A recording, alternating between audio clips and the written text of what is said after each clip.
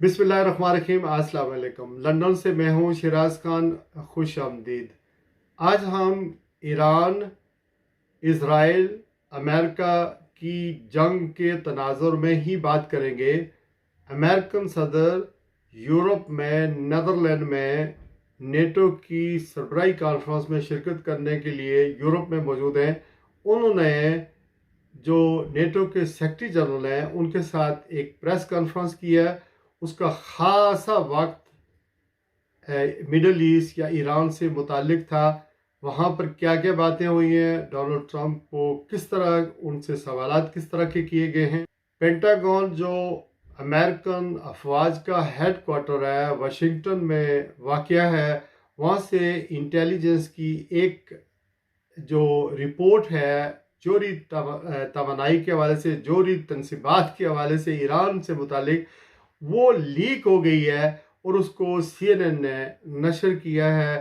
اس کے بعد دنیا میں تھرتھلی مچ گئی ہے اور امریکن صدر کے دعوے اور نعرے اپنی جگہ، اسرائیل کی خوشیوں خاک میں مل گئی ہیں کہ اس رپورٹ نے امریکہ کے حملے کا یا اسرائیل کے حملوں کا بھانڈا پھوڑ کے رکھ دیا ہے۔ سب سے پہلے بات کرتے ہیں ایران کی کہ ایران اسرائیل کے حملوں اور امریکہ کی دھمکیوں کے باوجود ان کے آگے ڈھیر ہو جانے کے بجائے، گھٹنے ٹیکنے کے بجائے ثابت قدم رہا اور اکیلا ہی لڑتا رہا۔ ایک ایسے خطے میں جہاں پر امریکہ کی تقریباً 40-45 ہزار فوج موجود ہے، امریکہ کے فوجی اڈے موجود ہیں، لیکن ایران نے اس کی پرواہ نہیں کی اور اس نے ثابت قدمی دکھائی۔ ایک ایسے وقت میں ایران نے ثابت قدمی دکھائی جب اس کے ٹاپ جرنیل جو عام فلیٹوں میں رہتے تھے، عام لوگوں کے درمیان رہتے تھے، انہیں شہید کر دیا گیا۔ فتح و شکست وہی ہوتی ہے جو آبرو مندانہ ہو اور قوم کا مورال بلند کرے۔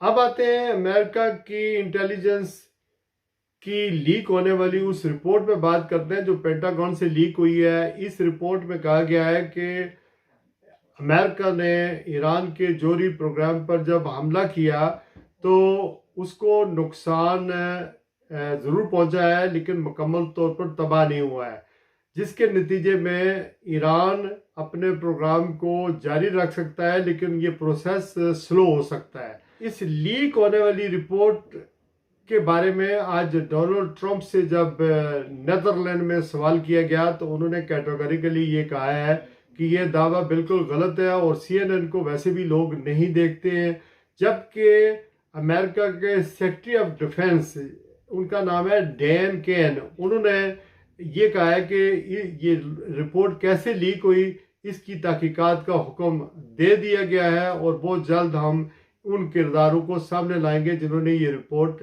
لیک کر کے CNN پر چلائی ہے۔ یورپین یونین کے سیکرٹری خارجہ، انہوں نے بھی یہ جو شکوک و شبہات، یہ جو امریکہ کے دعوے ہیں کہ یہ مکمل طور پر ہم نے تباہ کر دیا ہے، اس پر بھی اپنے شکوک و شبہات کا اظہار کیا ہے۔ اب انٹرنیشنل اٹامک انرجی کے ڈائریکٹر جنرل رافیل نے کہا ہے کہ ایران میں مائنہ کاروں کو جب اجازت ملے گی تو وہ جا کر دیکھیں گے کہ کتنا جوہری پروگرام کو نقصان پہنچا ہے۔ ڈونلڈ ٹرمپ نے پہلی دفعہ اعتراف کیا ہے کہ ایرانی حملوں میں اسرائیل کا بہت زیادہ نقصان پہنچا ہے اور بیلسٹک میزائلوں سے بہت زیادہ عمارتیں تباہ ہوئی ہیں۔ تیسری جانب اگر ہم ایران کے موقف کی بات کریں تو ایران کی وزارت خارجہ کے ترجمان اسماعیل نے ایک الجزیرہ کو انٹرویو میں کہا ہے کہ ایران کے جوہری پروگرام کو امریکہ اور اسرائیل کے حملوں سے نقصان پہنچا ہے۔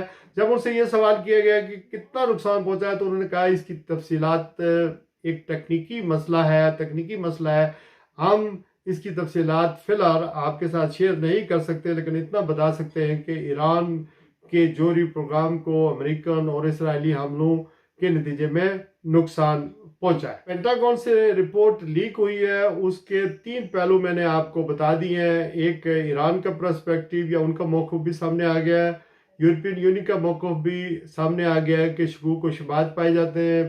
پینٹاگون کی لیک ہونے والی رپورٹ میں بھی کہا گیا کہ شکوک و شبہات پائے جاتے ہیں، جبکہ ایران کے جو وزارت خارجہ ہے وہ بھی اس چیز کو تسلیم کرتی ہے کہ نقصان پہنچا ہے، لیکن انہوں نے یہ نہیں کہا تسلیم کیا کہ یہ مکمل طور پر تباہ ہوا ہے. لیکن جو ڈونلڈ ٹرمپ ہے وہ یہ کہہ رہے ہیں کہ اب ایران کچھ بھی نہیں کر سکتا ہے. یہ اعتراف کیا ہے کہ ایران کے بیلسٹک میزائل نے اسرائیل کا بہت زیادہ جانی اور مالی نقصان پہنچایا ہے، اور آخری چند دنوں میں تو ان کی بہت ساری عمارتیں تباہ ہوئی ہیں.